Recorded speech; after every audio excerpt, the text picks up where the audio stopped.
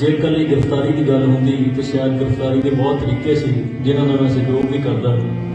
देखो सतगुर सच्चे पातशाह की कचहरी के असी दोषी नहीं, दुनियावी कचहरी असी दोषी हो सकते हैं। सो एक महीने तो बाद असी अज फैसला किया कि इस धरती से लड़े हाँ, इस धरती से लड़ांगे, धरती छड्ड के किते नहीं जाते।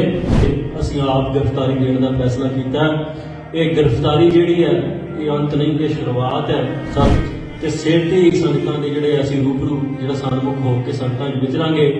जिहड़ी अमृत संचार की मुहिम जिहड़ी खालसा वहीर असीं शुरू कीती, सतगुर ने साडे कोलों आप कराई है, उस खालसा वहीर नूं मुड़ रंभांगे कि साडी गैर हाज़री दे विच इदां नहीं समझना कि हुण असीं अमृत नहीं छड्डना। अमृत गुरु दा है, साडे वर्गे हज़ारां आउणगे, हज़ारां जाणगे।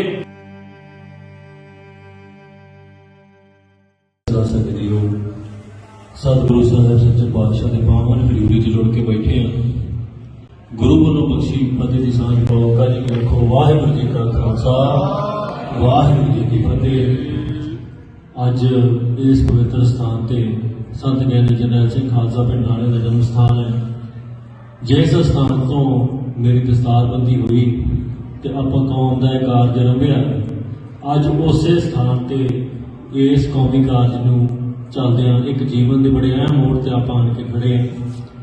पिछले एक महीने तो जो कुछ वापरिया वो तुसीं सारा कुछ वेख्या। मैं दोहराउणा नहीं, थोड़े समय से संक्षेप च आपां गल निबेड़ देनी है। एक महीना पहला जो हुकूमत ने जबर सिखां ते ढाया, उस जबर नूं जिहड़ा प्रतੱਖ इस करके हो गया। जे कली गिरफ्तारी की गल होंदी तो शायद गिरफ्तारी के बहुत तरीके से जिन्हों का मैं सहयोग भी करता, पर जो चेहरा हुकूमत का नंगा होना सी दुनिया भर के सामने होया। जो सिख नौजवानों से जबर ढाया गया। देखो सतगुर सच्चे पातशाह की कचहरी के असी दोषी नहीं, दुनियावी कचहरी असी दोषी हो सकते हैं। सो एक महीने तो बाद असी अज फैसला किया कि इस धरती से लड़े हाँ, इस धरती से लड़ांगे, धरती छड्ड के किते नहीं जाते। सो इस करके जिहड़े झूठे केस साडे ते परचे पए ने, इन्हां दा सामना असी अदालत च कर लांगे। तो संगतां दा बहुत बहुत धन्नवाद करना है। देखो संगत दीआं अरदासां तो बिना ना तो एडे घेरियां चों निकल जाना संभव होता है। संगत दीआं अरदासां तो बिना ना तो इन्ना लंबा समा जिहड़ा रूपोश हो जाना संभव होता है। ये संगत दीआं अरदासां ते गुरु साहब की कृपा सदका सारा कुछ वापरिया है। अज उस स्थान के उत्ते असीं आप गिरफ्तारी देने का फैसला किया। ये गिरफ्तारी जिहड़ी है ये अंत नहीं, ये शुरुआत है। सतगुर सच्चे पातशाह कृपा करन। ये जिहड़ा झूठ का पुलंदा साडे खिलाफ सिरजिया गया है, इनू भंदा संसार जिहड़ा सतगुर सच्चे पातशाह कृपा करके इनू भंनणगे। ते सेठी संगतां दे जिहड़े असीं रूबरू जिहड़ा सन्मुख हो के संगतां विच विचरांगे।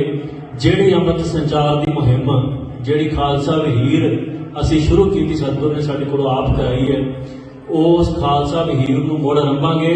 पर नौजवानों नूं एक मेरी अपील है कि जिस खड्डे पाटे की जिहड़ी पहुंच छक रहे सी, असीं जिहड़े नशियां तो दूर हो रहे सी, उस तो तंग आके हुकूमत ने सारा कुछ किया है। ते हुकूमत तां जित सकती है जे असीं खंडे पाटे की पौल तो भगौड़े हो जी। पर जे अज असीं इसका जवाब इस तरीके ना दईए कि बढ़ चढ़ के नौजवान खंडे पाटे की पौल छकण, नशे त्याग के गुरु के लड़ लगन ते पंजाब के हक्कां लई संघर्ष करन, ते फिर हुकूमत सानू नहीं हरा सकती। सो मेरी नौजवानों ने बेनती है कि साडी गैर हाज़री दे विच इदां नहीं समझना कि हुण असीं अमृत नहीं छड्डना। अमृत गुरु दा है, साडे वर्गे हज़ारां आउणगे, हज़ारां जाणगे। सो इस करके तुसीं अमृत छकना है। खंडे पाटे की पहुंच छक के अमरधारी होना, शस्त्रधारी हो के जीवन बतीत करना है। सो इन्नियां बेनतियां दे नाल मैं शुकराना सारी संगत का करदा है। सारी संगत ने जिन्ना प्रेम बख्शिया है देशां विदेशां दे विच, उन्हां दा बहुत बहुत धन्नवाद है। सतगुर किरपा करन, तुसीं अरदास बेनती जारी रखनी है, क्योंकि तुहाडी